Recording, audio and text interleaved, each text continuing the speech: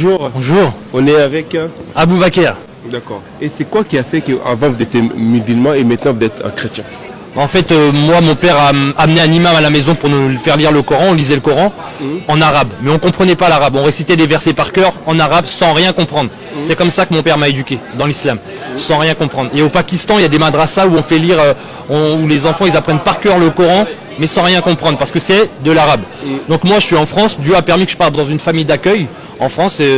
Comme je vous ai dit, j'étais parti pour des vacances pendant 3 semaines. Et en fait, c'est là où j'ai entendu parler de Jésus pour la première fois. On m'a parlé de Dieu en français. Et là, j'ai compris. J'ai lu la Bible et ensuite j'ai lu le Coran en français cette fois-ci. Et j'ai vu que c'est pas du tout une continuité. Parce qu'en fait, la Bible déclare que Jésus est le Fils bien-aimé de Dieu. On le voit dans Matthieu chapitre 3.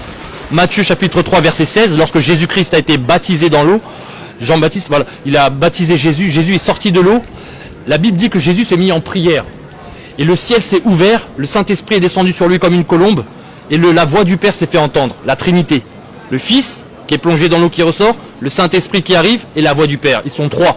La voix du Père qui dit, celui-ci c'est mon Fils, bien-aimé, en qui j'ai mis toute mon affection, écoutez-le. Il le redit encore au moment de la transfiguration. Donc, moi j'ai lu la Bible, je vois que Jésus est le Fils de Dieu. Et la Bible dit que celui qui ne croit pas que Jésus est le Fils de Dieu, la colère de Dieu demeure sur lui. Et que c'est un antéchrist. C'est écrit dans la Bible. Celui qui nie le Père et le Fils, voilà l'antéchrist. Celui qui nie le Fils n'a pas la vie. Il n'a pas le Père et il n'a pas Dieu. Et il n'a pas la vie. Donc le Coran dit le contraire. Comment Dieu peut-il avoir un enfant alors qu'il n'a pas de compagne? La Bible ne dit pas que Dieu a une femme. Et Dieu n'a pas besoin d'une femme pour avoir un enfant. Parce que même une bactérie peut se reproduire sans enfant. Sans femme.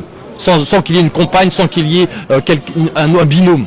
Une bactérie peut se reproduire comme ça. À combien plus forte raison le grand Dieu peut avoir un enfant sans avoir de compagne. Donc Dieu est tellement grand qu'il peut avoir un enfant. Ensuite, la Bible déclare aussi une chose, c'est que Jésus-Christ est mort à la croix. C'était la volonté de Dieu. Ésaïe 53. Le Coran dit qu'il n'est pas mort. C'était un faux semblant. Ils ne l'ont ni tué ni crucifié, c'était un faux semblant. Mais Dieu n'est pas un menteur. Dieu n'est pas un menteur. Lorsque Dieu dit qu'il va envoyer son Fils mourir à la croix pour nos péchés, c'est écrit dans la Bible, il y a plein de passages dans la Bible. Dieu ne peut pas se contredire 500 ans plus tard en Arabie Saoudite pour dire complètement le contraire sur l'identité de Jésus et la mission de Jésus. Jean-Baptiste a bien dit, voici l'agneau de Dieu, celui qui ôte le péché du monde. L'agneau de Dieu, c'est son identité. Jésus-Christ est l'agneau de Dieu.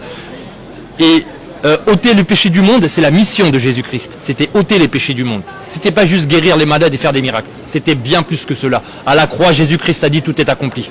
Donc voilà, moi j'ai lu la Bible, j'ai lu le Coran. Je crois que la vérité est dans la Bible.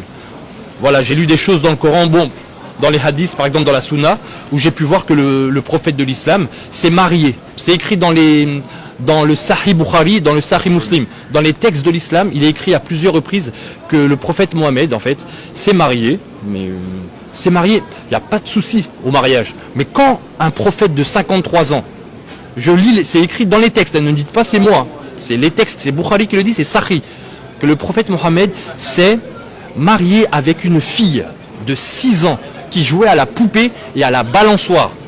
C'est du Sahih. Et c'est pas écrit qu'une seule fois, c'est écrit plusieurs fois. Il y a un autre passage qui dit que quand le prophète Mohammed est mort, au moment de sa mort, Aïcha avait 18 ans. Elle avait 18 ans, c'est pas moi qui le dis encore une fois, je le répète, c'est pas moi. Ce sont les textes de l'islam.